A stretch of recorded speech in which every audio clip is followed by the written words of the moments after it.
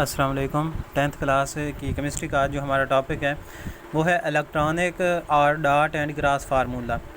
तो dot cross formula में इस तरह हमें शो किया जाता है कि ये इलेक्ट्रॉन की शेयरिंग बताता है कि एटम्स के दरमियान इलेक्ट्रॉन किस तरह शेयर हो रहे हैं। तो ये सिंपल जिस तरह हमारा स्ट्रक्चरल फार्मूला होता था ये वाला, ये स्ट्रक्चरल फार्मूला है। तो यहाँ पर हमने कोवेलेंट बॉन्ड को एक सिंगल लाइन के ज़रिए ज़ाहिर किया हुआ है।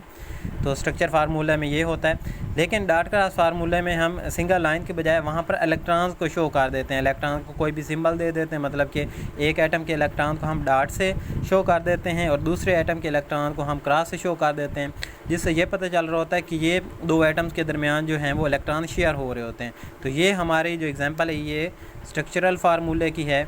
सेम इसी पैटर्न पर हमारा डॉट क्रॉस फार्मूला होता है। ये देख सकते हैं आप लोग कि इसमें जहाँ जहाँ पर सिंगल लाइन हमारी थी, यहाँ पर वो कोवेलेंट बॉन्ड को शो कर रही थी।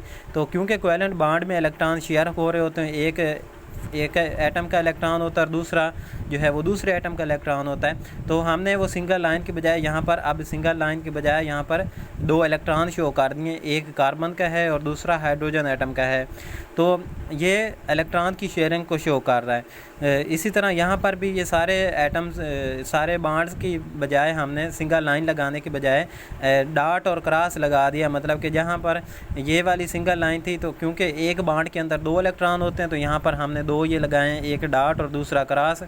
जो डॉट है ये हमारे एक एटम के इलेक्ट्रॉन को शो करता है, जो क्रॉस है वो दूसरे एटम के इलेक्ट्रॉन को शो कर रहा है। तो इस तरह ये सिंगल लाइन की जगह यहाँ पर हमने दो इलेक्ट्रॉन शो कर दिए। यहाँ पर भी ये आप देख सकते हैं कि इस वाले फार्मूले में वो सिंगल लाइन थी, कोवेलेंट बॉन्ड को शो कर रही है, लेकिन डॉट क्रॉस फार्मूले में हमने उस सिंगल लाइन को रिप्लेस करके वहाँ पर एक डॉट और एक क्रॉस, मतलब कि दो इलेक्ट्रॉन शो कर दिए, जिनमें से जो डॉट है वो एक एटम का है और क्रॉस दूसरे एटम का है। ये कोई इसका फिक्स नहीं है कि आपने डॉट किस वाले एटम्स के लिए रखने हैं और क्रॉस किस वाले एटम के लिए रखने हैं। आप चाहें तो हाइड्रोजन के लिए डॉट लगा सकते हैं और कार्बन के लिए कार्बन के इलेक्ट्रॉन को शो करने के लिए क्रॉस लगा सकते हैं, और चाहें तो आप कार्बन के लिए डॉट, जिस तरह की ये मैंने लगाए हुए कार्बन के इलेक्ट्रॉन शो करने के लिए डॉट लगा सकते हैं और हाइड्रोजन के इलेक्ट्रॉन को शो करने के लिए क्रॉस लगा सकते हैं।